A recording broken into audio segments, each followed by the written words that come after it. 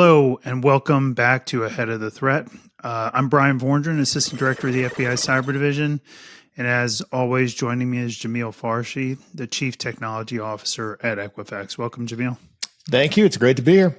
Yep. All right. Well, we are back, and we have our top three before we get into our previously recorded episodes. So today we're going to talk about United HealthGroup and their increased victim size. We're also going to talk briefly about DeepSeek. And then we're going to talk about the cyber incident reporting statute that's coming into effect later this year. It's been in the works for multiple years, but it's time to dust it off and understand what's coming. So in terms of UHG announced earlier this week that they've increased the number of victims from previously what was 100 million victims of the PII theft and other information stolen to 190 million. That's obviously a significant jump for United HealthGroup. It takes us back to obviously about a year ago when this occurred.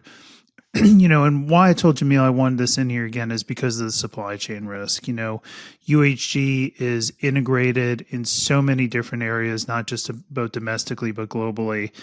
And those supply chain impacts, those third-party risks continue to be, to me, the most important risk for organizations to really understand and deal with, but also very complex for those organizations to understand. Jamil, any thoughts on this? Yeah, I'll take a different angle on this one and just provide some color commentary on the number increase. Look, when you go through stuff like this, the amount of data and depending on what the complexity of the underlying infrastructure is and the database schemas and things like that, it is a Herculean effort oftentimes to do the data analysis on the back end. And so, I'm sure there's some folks who are like, oh my gosh, it was 100 million. And now, how do you go up by 90 million additional, records or individuals or whatever it might be? It's tough. It's really hard. And as you go through these kinds of analysis, you got to do a bunch of deduping. Typically, you've got to be able to marry up the database schemas. It's just a tremendous amount of work. And then you got to make sure that it's all as accurate as it can possibly be, because you also don't want to go on the other end and overestimate the number and then scare people that ultimately then didn't get affected by it as well. And so I'm empathetic, having gone through this stuff before, for United Health and the teams and investigators and the analysts that have had to go through this stuff. It's not a good situation for anyone. It's just, to me, it's not surprising that the number has changed from the initial estimate that they put out there, just because it's a very hard process to be able to go through. I certainly know people involved with UHG, both, those that have been brought in as, third-party providers, contractors, and then people that are full-time employed there in their technology space. And I'm sure Jamil does as well. And, they're good people. They are trying to get through a monumental problem set, but they're really good people. And, certainly their goals, I would assume and trust, are to notify people who are impacted, right? And so I applaud their transparency. Secondly, we're going to talk about CIRCIA, right? This is the Cyber Incident Reporting for Critical Infrastructure Act that came out. It's amazing to me, almost 3 years ago, which means I've been in my job for quite some time. But essentially what this does is it any material incident, cyber incident that's suffered by any company or organization that's defined as critical infrastructure will have a mandatory reporting requirement to CISA, to DHS CISA. CISA has been instrumental in doing the notice of proposed rulemaking over the past couple of years, as well as really collecting requirements. But this is going to start coming into our space certainly within 4 or 5 months, and I think it needs to be fully implemented by September of this year. I can just say that CISA has been a tremendous partner to us throughout this process, because I think it's important that the FBI has access to material intrusion information that CISA has access to, so that we can provide the services to victims that we have available. But what it does, again, is adds to the complexity of the ecosystem of reporting requirements. And I'm going to go to Jamil here in a second, because he's the guy that has to navigate this. But I was having a conversation with a CISO at a multinational major bank here in the United States. They have 102 different reporting requirements for cyber intrusions. It's obviously for a global bank. But Jamil, how does this actually manifest in your space, and what does it look like trying to navigate it? It looks similar to what I think anyone's mental conjuration would be of what you just described. When you've got this many different reporting requirements, it becomes a huge burden. And it slows down your ability to be able to respond in the time of threats, because you're always second guessing yourself, like, oh, do I need to do this, or who do I need to report for that? Which I think is it's counterintuitive, and I don't think it goes toward what the ultimate objective is here. I think we've talked about this before. The industry has talked about this for years now, where we need to reconcile this stuff, and so we have clear paths, so it's easier. I think organizations want to do the right thing. It's just so dang hard to be able to figure out, what to do and what sequence to do them in. That it's challenging. I think on the other point I would make here is it'd also be good, I think, to be able to prioritize critical infrastructure itself. The scope and scale of what we consider critical is mind blowing, and I think just like with any other problem space anywhere, big or small, unless you prioritize what really matters, then you're probably not going to do a very good job or accomplish any of the goals that you probably have. And so I think that we need to be more thoughtful, practical, and more precise around what is critical infrastructure and prioritize the improvements there. And as we talked about, I think in our last episode, with all the typhoons and stuff, it's just that there's a ton of stuff going on here. There's a ton of requirements. There's a ton of targets. And we as a country, I think, really need to get our arms around how we're going to tackle this and where we're going to tackle it first, so that we can feel good that we've got those things handled, and then move on to the sort of the next tranche of activities that we want to execute to be able to protect ourselves. Yeah, I just have two thoughts on that before we go to DeepSeek.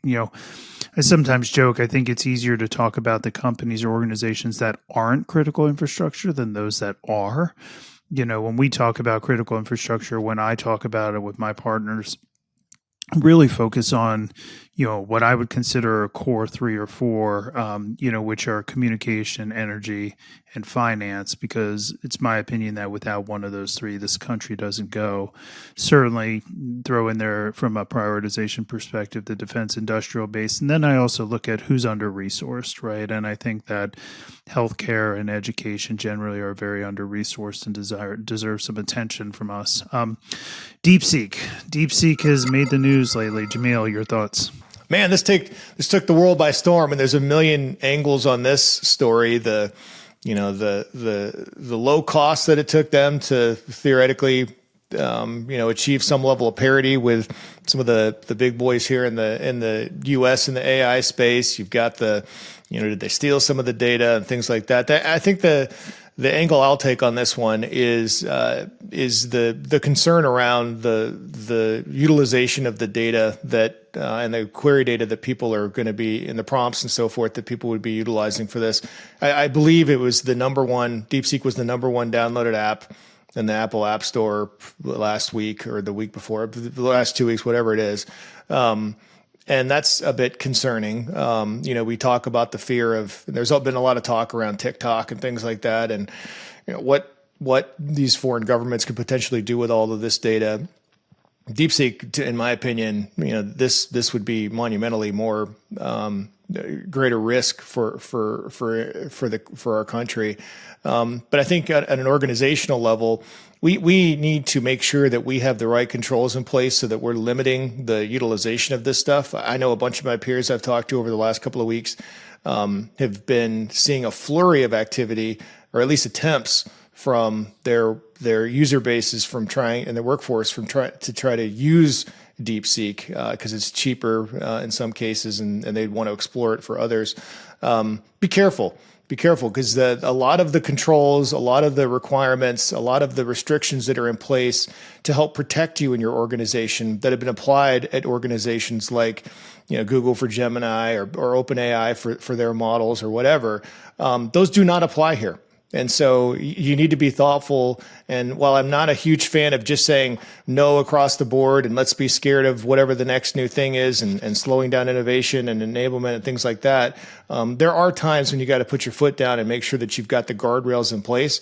And man, when I look at DeepSeek and what's going on over there, like this is one of those areas that I would strongly suggest that we take caution versus leaning right in and just diving into a new player within this space that potentially generates a lot of risk for any of our organizations. Yeah, and I mean, just I think everybody knows this out there, right? But we do consider China the pacing threat, right? And they are an existential threat to the way we exist, especially economically. And knowing, and this has been reported consistently in open source media, that there is hidden code in DeepSeek that allows for the user data from anywhere in the world for DeepSeek users to be sent back to the Chinese government should be alarming to all of us. Well, that's our top 3 for this week. We are now going to get into a previously recorded episode with Paul Proctor at Gartner. Paul will now help us get ahead of the threat. Joining us today is Paul Proctor from Gartner. Paul, welcome to Ahead of the Threat. Let's just start by giving our audience some background on yourself. Thanks, Brian. Well, so I'm a former chief of research for risk and security at Gartner. I started my career working on Orange Book security. So I've been doing security about 40 years, which makes me very old, but I've seen a lot of things. Spent 10 years with a defense contractor, started my own company. That didn't work out as well as I would have hoped. Not on the resume is being rich. But anyway, I've spent 20 years as a Gartner analyst now, and I'll say more about that later. Great. Well, the foundation of today's conversation between yourself, Jamil, and myself is security is a business decision and executive communications really matter. So why don't you just open with some background about like, what have you learned? What do you think are the most key takeaways in the space? Well, so, it's funny. I said I was going to say more about being a Gartner analyst. A lot of people have no idea what Gartner analysts do for a living. So let me explain. You don't talk to a Gartner analyst because we're smart or experienced. You talk to us because we talk to everybody. So each analyst has like 1,000 interactions a year. And from those interactions, we learn an awful lot about what's working and what isn't. Well, so with my 20 years at Gartner, that's 20,000 interactions, and mostly what people are doing is broken. There's a number of things that we see out there, a number of behaviors. Let me sort of summarize the failures, which is that when we spend money on security, we tend to buy stuff. And when we do that, we don't really pay attention to whether we got value from the stuff. No CFO would ever say, let's spend $1 million on something called a SIM. But they actually agree to do it because that bumps up your maturity a bit. It keeps the regulators off your back. And well, your expert said you needed one. But what we don't measure is what value we get out of the SIM. You can spend $1 million on something called a SIM and get absolutely no value out of it. But we don't measure that. And as a result of that, we can't really explain the business value of the security investment. And what this leads to is the biggest problem of all. We are completely disconnected from our executives, and that has led to poor levels of readiness. They basically count on us to make sure that we don't get hacked. But that's an impossible goal, right? You are going to get hacked. And if you have poor levels of investment, you have unacceptable levels of risk. So where we turned our attention was to, and I'll say a little bit more about this later, is we're benchmarking protection levels. And the goal of that is to give a connection to the executives to understand what they've achieved, what would they receive for the money, and then align that to different parts of the business. And essentially looking at security through a business lens gives us the ability to control our investment, create defensibility with our key stakeholders. And what this results in is everybody is elevated to a common sort of level of protection, which is measurable, reportable. It just solves a bunch of problems.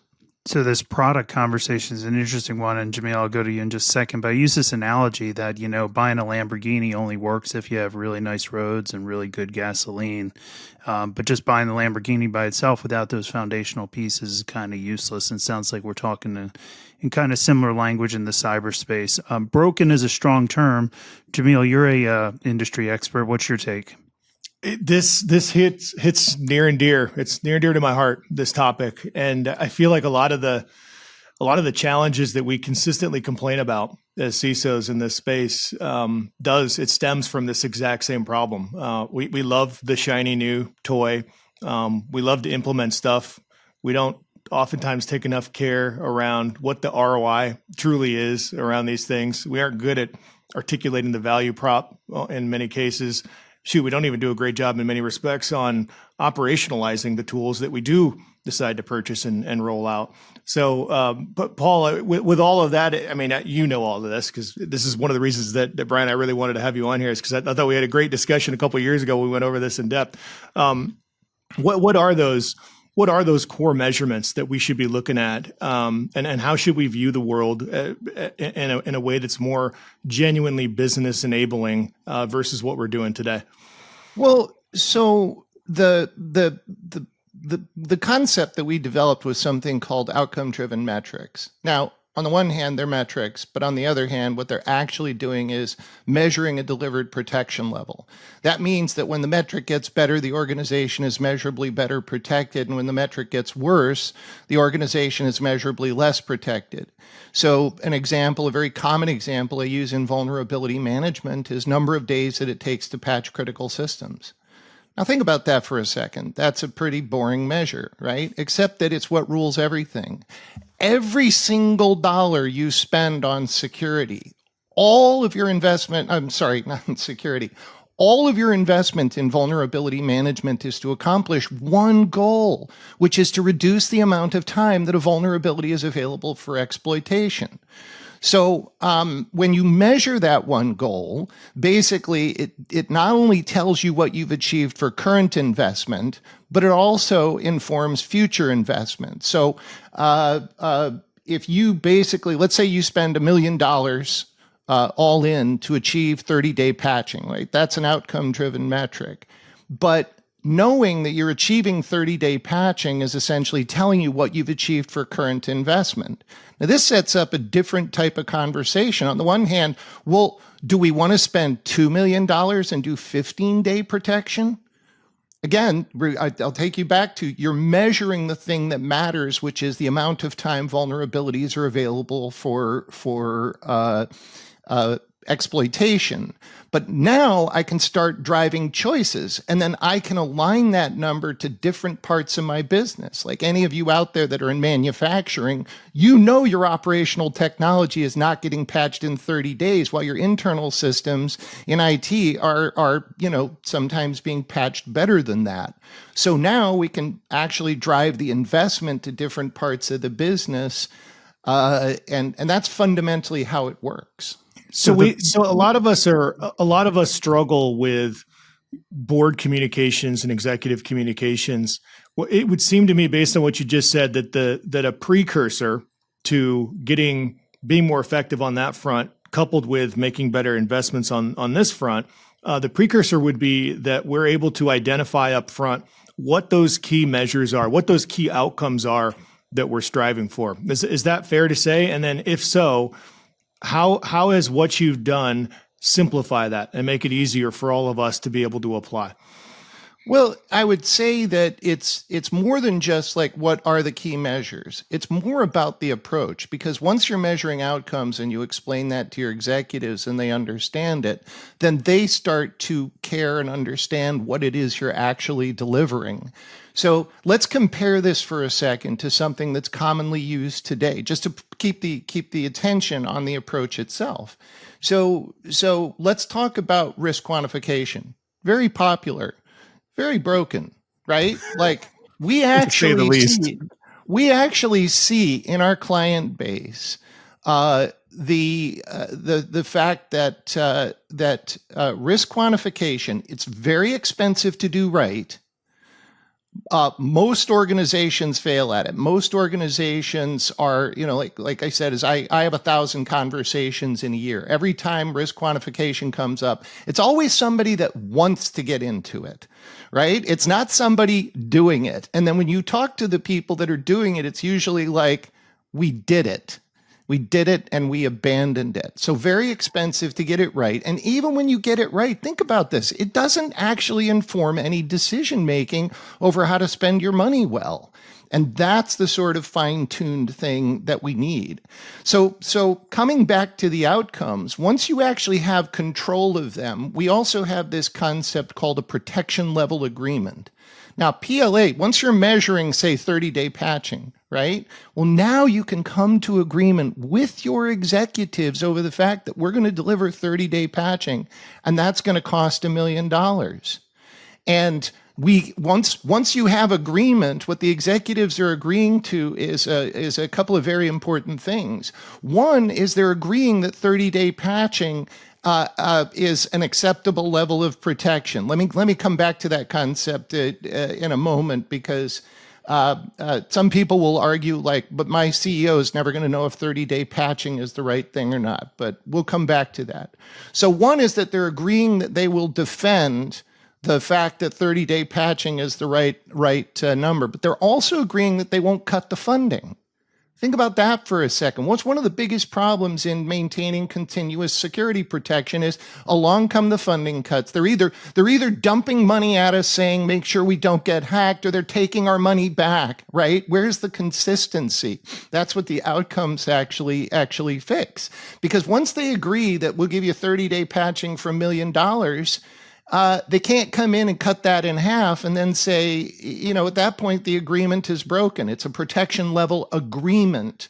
So once they break the agreement, it's like, I don't know what I can deliver, but I'll do the best I can.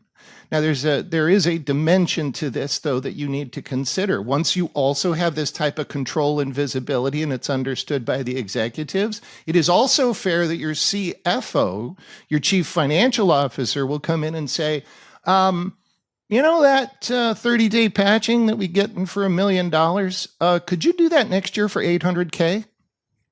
It's a completely fair conversation. But now it's a business conversation about security investment delivering a desired outcome.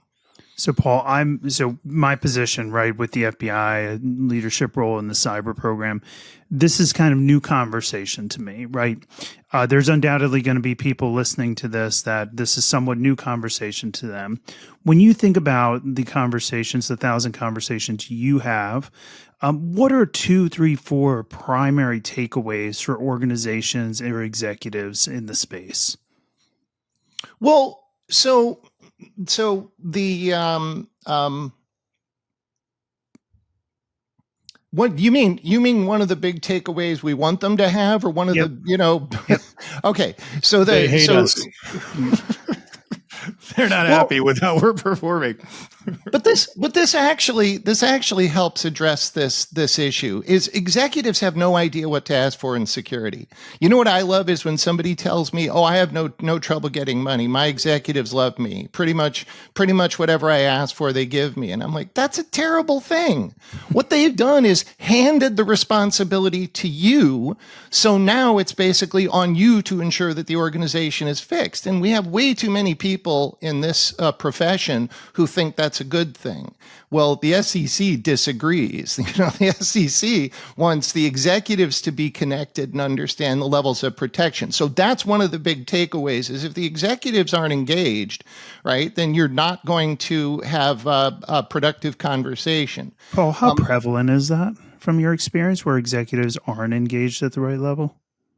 You're asking me or sorry? Yeah. Oh, no, executives, this is actually my day job. So the executives have way too much expectation that, we hired you to take care of this problem. Now take care of this problem. That's also why I bring up the SEC regulations, because the SEC regulations put the focus on the executives. And so this is a problem we've been trying to solve for years, but it just we're not solving it because we still have the same behaviors, which is rely on things like impact and likelihood. Oh, right, I was picking on risk quantification. Let me go back to that for a second. So most security professionals will say, yeah, but if I can't put it in a business context, which to them means dollars and cents, like what's the probability of getting hacked? Now, consider this. Impact and likelihood are probabilistic estimates of things we don't control. Can I produce a number? Yes. Can I spend a lot of money producing that number? Yes. Can I convince you that it's credible and defensible? But is it credible and defensible? And the answer is ultimately we are doing probabilistic estimates of things we don't control. By turning to the things that we do control, now you're talking about things that are like, again, the idea of measuring a protection level means I can deliver you this protection level for this amount of money, and you have control over that. Now, let me actually address something that you haven't asked, but this is probably the most common pushback we get on this. But where's risk in this, right? Like where's the connection to the business? On the one hand, I would say I just explained that you measure these outcome-driven metrics, and we align it to different business outcomes, and that's how we're putting it in a business context. But the part that we're not addressing is the risk, say, to the business, and what they're referring to is impact and likelihood. So here's the big transition, and I'll lay this out very simply. We're talking about moving away from impact and likelihood towards control effectiveness, basically. Now, I have a metaphor for you. So security is like a hurricane. The threats are like a hurricane. They're coming at us all the time. Now, let's talk about real hurricanes for a second. How topical. If you're a homeowner on the Florida coast and a hurricane, it's hurricane season, right? This is most of us in security. It's like we know the threat environment out there. It's coming with us. You have two options for controlling your investments in security. The first option is the one that we all use today, which is go listen to the weatherman. This is the risk quantification. Let's run very expensive, very fancy weather models, and that will tell us whether we're likely to get hit by a hurricane or not. But here's the reality of hurricanes. Where the real damage happens is sort of like getting hit squarely by the eye of the hurricane is where the most damage happens. And then, of course, you get an entire variation of what might happen to you.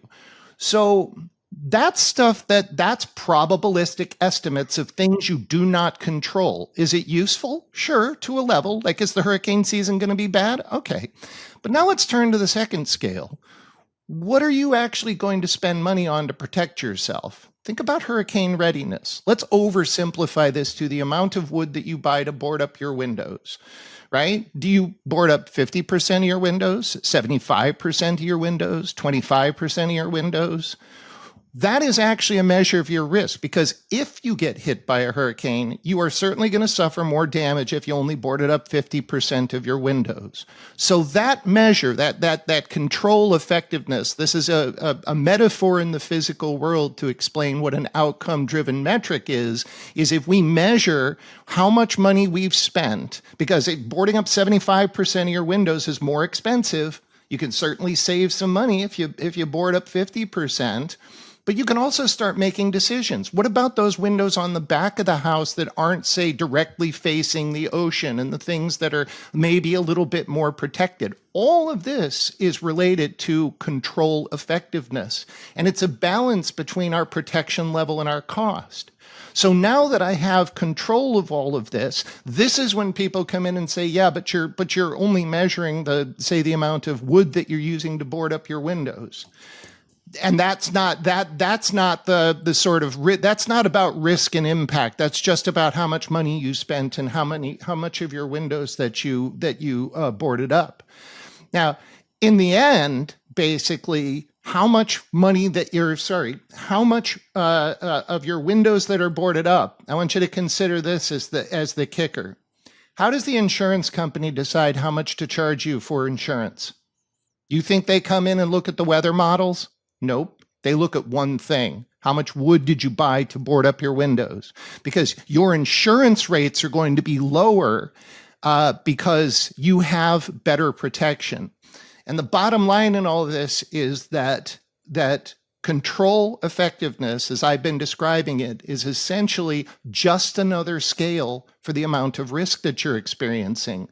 The difference between this and risk quantification, sort of impact and likelihood, is these are measurable things that we have direct control over, that support direct investment, whereas risk quantification, again, they are probabilistic estimates of things we don't control. No, look, here's the difference. The difference between what you're talking about, going by control effectiveness versus risk quantification, the difference there is that control effectiveness actually works. I've done this. I am one of the people that's in your camp that you referenced earlier that wanted to go down the risk quantification measure. Oh, shoot, my master's degree, my emphasis in my master's degree was decision science. Like, I love this space. I want more than anything else to be able to quantify the risk, use it as a prioritization basis, apply dollars to it, whatever. But I've done this. I did it at Los Alamos. Some of the smartest physicists in the world. We all worked on this. We came up with something, based on attack trees and all this other stuff. We had Monte Carlo analysis. The data looked sexy as hell. Like, it was fantastic. But you know what? The executives love it. But guess what? I couldn't make a decision to save my life from that stuff because it just didn't. It didn't marry up to reality. And the other problem was when you really look into this space and into statistics in general, you have to have a massive amount of data from a broad variety of different organizations and industries to be able to actually to calculate this stuff in a meaningful way so that it's actually substantive. You don't. Almost nobody does at this point. I mean, maybe some of the cyber insurers with a bunch of actuarial data, but even they'll admit that at this point in time, they don't either. And so you've got two choices. And this is why I have completely been sold on this control effectiveness approach, because it serves as a really good proxy for what the risk is and what you're willing to do about it. And so what we do is we map out what the predominant attack vectors are. We map in what controls we have in place and how, and this is the important part, how effective are those controls relative to those threats? And then we marry it up with how much we're going to invest, and we use it as a prioritization decision. Is it perfect? No, it's not perfect. But is it a huge leap from the smoke and mirrors of risk quantification as it stands today? Yeah, it is 100%. And Jamil, how hard is it to do it well? I mean, we can only do it as well as we can do it, right? But how hard is it Bryan, I want to throw something on top of what Jamil said, and then we'll dig a little bit deeper. But, CISA would agree. So think back to the colonial hack, right?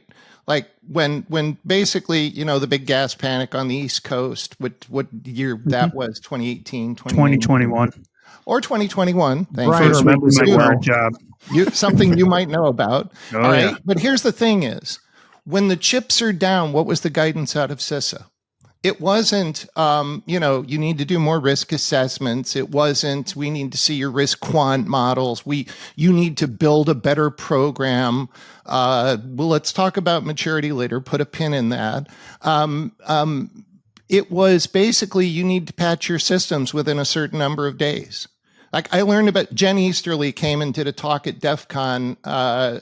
It was in 2023, and was basically telling the story directly about them, about the colonial hack, and saying, look, the problem was people weren't patching their systems fast enough.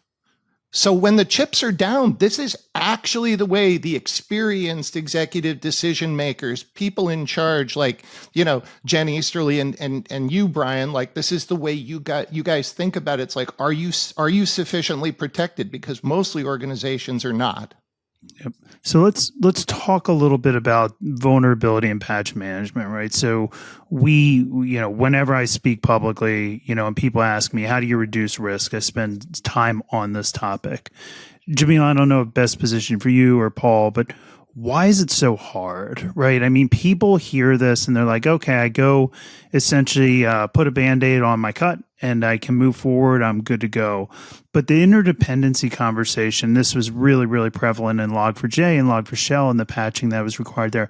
Like in practice, why is this so hard to do well? Bryan, or Paul, you want to start? I'm happy to go on a massive monologue on this one. No, Jamil, go ahead. Here's why. Because we understate the difficulty of this thing. Like I think just on its face, when you say do the fundamentals well, do the basics well, what does that tell someone? Well, that they're basic, they're fundamental, so they must be super easy to be able to do. That is fundamentally not true at all. And I'll readily admit, I have been a proponent of that narrative since day one. And I still am to this day, that those are the things that we should be focusing on. But my gosh, it is hard. In a modern organization, certainly in a global one, with all these different business units, with years and years and years of technologies that are all different, that are sometimes independent, to be able to get the teams to be able to have consistent processes, to be able to manage this stuff and make sure that they're in place on an ongoing day-to-day basis, it is a Herculean feat.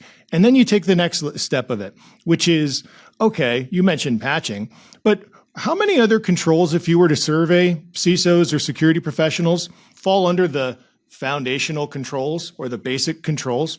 It's almost every single one. Everyone will say that, oh, it's this and it's this and it's this. And so then you get to the point where it's like, okay, so effectively everything that I need to do is now under the same bucket. And everything has to work 100% of the time, every single day of the year, in every asset out of the hundreds of thousands or millions that I have globally. It is a monumentally difficult feat to be able to do. We just understate it. From an external guidance perspective, having a laundry list of 800 controls where you give them some flexibility to pick stuff is not helping.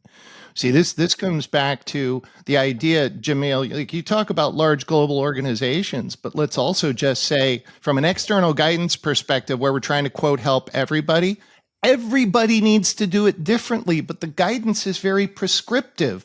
You have to do this, this, and this. You have to have one of these, and you have to operate it well, et cetera,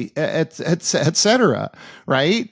So here's the thing is, if you measure instead, back to the whole idea of measuring number of days to patch, a smaller organization can make the investments they want to make. A larger organization can make the investments they want to make, but I want both of them to patch within 30 days.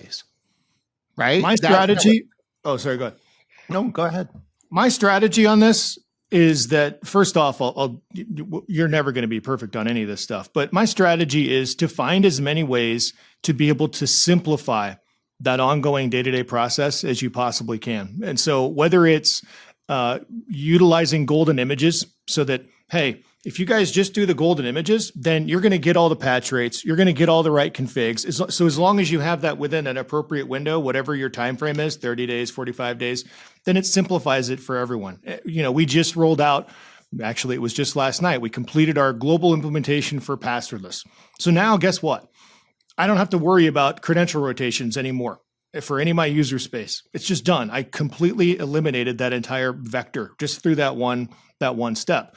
And so I think for all of us, finding ways to be able to simplify doing these fundamental things or just eliminating them as a risk altogether is the only realistic way for us to expect that we're going to be able to be successful. Otherwise, what's going to happen is that we're going to continue to get hammered by folks saying, oh my gosh, it's just basic stuff. And you'll see people in Congress showing the Security for Dummies book whenever you're testifying to say, oh, you didn't implement this control. This is such a basic thing. And just effectively keeping us on this hamster wheel and one where we'll never, ever win. And all of the ire will just continually be pointed at us, even though just because people don't fully appreciate how difficult it is to do this every single day. Well, On this, Paul, if I could jump in for a second on this topic, right? Two thoughts, right? Number one is I brief just as part of my job, the director of the FBI fairly routinely, and I can't tell you or the audience how many times, right? I get the question, what was the initial vector in, whether it's an APT or a cyber criminal, and I reference a vulnerability, right? And whether that's in a piece of hardware, firmware, or software. And then the follow-up question is, how long has it been known, right? And the number of times that I'm saying 2017, 2018 is just mind-blowing to me, but it does speak to the complexity in the space. And I mean, I'm a huge fan of organizational kind of culture and leadership, and Jamil and I have a lot of conversations about this over the past couple of years, but I think part and parcel of this conversation is the process matters, right? That really matters. But the organizational culture around these things is equally important in terms of what risk we're willing to accept at the user level. And the example I use is the FBI is a super complex organization, no different than Gartner or Equifax or some of the others. We have 300 plus domestic offices, 70 plus international offices, 37,000 people driving consistent behavior across those entities and those people is an impossibility, right? We can't get 9 out of 10 people to agree on anything, much less 36,000 out of 37,000. And so, but anyway, I'll get off my soapbox here, and Paul, I'll go over to you. Well, no, but that again is exactly why we develop the outcome stuff, because the outcome allows Equifax to do what it needs to do to deliver a desired level of protection, and allows the FBI to do what they want to do, like what you need to do for your situation, because you're both global organizations with, we could say, through some lens, similar scale, right? But you have different problems. You need to do these things differently. So we need a consistent scale. So I wanted to, but I said I put a pin in maturity. Let's go back to that for a second. Do both of you guys talk to your executives about maturity? We do, or I do. Right. So I talk about maturity of the adversary. Now I have a question for. Well, now hang on. Let's put a pin in that for a second. But sticking with the concept of maturity. Now, both of you use maturity. So does 98% of our client base, which is like 17,500 clients. It's like everybody. What's the difference between a 3.4 and a 3.6 in maturity?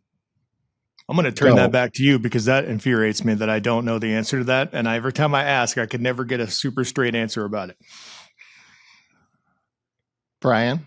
I have no idea, Paul. The answer is 0.2. This is the standard that everybody uses to report to their board of directors how protected they are.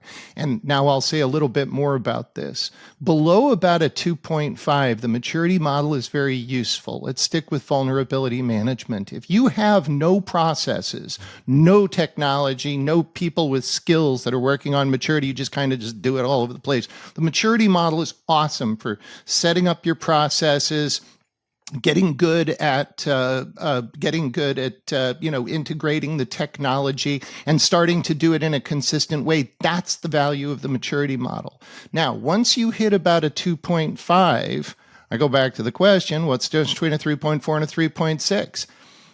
Getting better at maturity, nobody really cares if getting better at patching, nobody cares if you're good at patching. What I care about is how fast you patch your systems.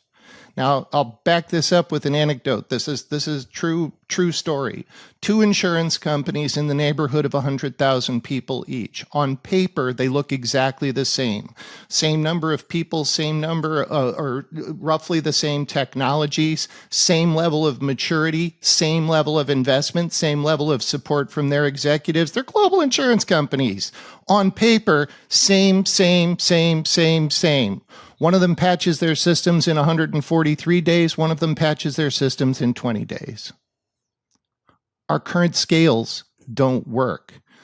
The idea, Jamil, when you said, I I wish somebody could explain to me the difference between a 3.4 and a 3.6. The answer is you need to stop relying on the maturity model at the higher ends of maturity. Once it's served, and I'm not throwing maturity models under the bus. I think they have a huge benefit, and you should keep using them. But relying on them for saying that we've gotten better, we've actually had clients that say, "Could you get to 2 decimal points of accuracy in there?" And don't get me started. The answer is we should not be doing that. No, I'll just give a little color. I think they're fantastic and I always use them when I first started an organization. It helps baseline everything, draw the line in the sand, especially given the kind of organizations I joined that are, coming off of a breach. It's useful. And it really is a good communication tool for people that are not technical. So like boards of directors and things like that. But there is no question that once you get to a certain point, it almost is self-defeating, because then you start to, there's this notion that the higher you go, the more controls are in place. When in fact, and this is part of the problem, when in fact, the way it's been described to me is that once you get beyond a 4, or maybe it's even upper 3s, then it really becomes more on optimization and enablement. And yet people believe it to be more and more security. And so there's almost this push against potentially becoming, even though I think it's just theoretical to get to a 5 level or whatever it is. So there's just all this confusion around it. And so I'm with you 100%. And what I typically do is once you get to a certain point, and I don't have a specific number, like 3.8 or whatever, 4.2, but you migrate more over to the specific measures that you're talking about. Like this. Well, and I took my number's 2.5. I was like, just because I think at 2.5, you start polishing the apple as opposed to actually, getting more to eat. That was a terrible metaphor that I just made up on the fly. We'll go with it. So, Paul, go with it, man. We are going to have to bring today's conversation to a little bit of a close. I think we could all, spend a ton of time talking about this. I've learned a lot by listening to our conversation, and certainly this conversation about maturity and control effectiveness are powerful concepts that we need to take away. Jamil, just go over to you for some closing thoughts, and then Paul, to you for any final thoughts. But just Paul, thanks, and I'll have some closing thoughts here right before we close. I think this is really powerful. I think we should all, as CISOs, security professionals, technology professionals, really lean in on this front to truly measure and be outcome based. Use this approach as a mechanism to improve our communication skills. Really resonate with the executive teams, but I think more than anything, to get away from this notion that enablement is purely about survival necessarily, and really focus on the ROI and how we can genuinely help enable the business. And so I think this is really powerful. I would encourage everyone out there to take a look at what you're doing there, Paul, and to engage, because I think the more data that you're able to pull in, the more effective and beneficial it'll be for all of us that participate. And just like we always talk about, partnership and transparency is absolutely essential. And so the more folks that are participating on this front, the more insights we'll all have, and we'll all, as a result, be able to make much better decisions. Yeah, that coming full circle, that keynote that you were at, Jamil, and we even interviewed one of your board members. What was his name again? John McKinley. John, tell John I said hi. Back then the benchmark was it was a concept. Today, we've been open in it for about a year, and we have more than 600 organizations in it, and we're getting more every single month. I actually think this is the future of security, and I don't think it's about, Gartner has this benchmark, right? It is not about our benchmark. It is about the fact that we need to move away from things like risk quantification and maturity as our primary tools for making decisions. And I think this is actually something that's going to make a huge difference. So, Paul, I'll just close us out here. I just want to begin by thanking you for your time, right? but then also thanking our listeners and our viewers because, we're on traditional podcast channels, but also a YouTube channel. So there's always a video option available. I think, for me, a primary takeaway today, because I don't live in this space that you live in, is we may not have answered a lot of questions today, right, in terms of being super prescriptive about you should go do A or B. But I think we've done really effectively is raise a lot of questions and ideas that people really need to be rigorous about thinking through. And I think that's super powerful for our audience, super helpful to me. And just want to thank you for helping us get ahead of the threat, which is obviously the name of our podcast. And just appreciate your time. And with that, we'll close out and we'll see everybody next time. Thank you very much. Thank you, guys.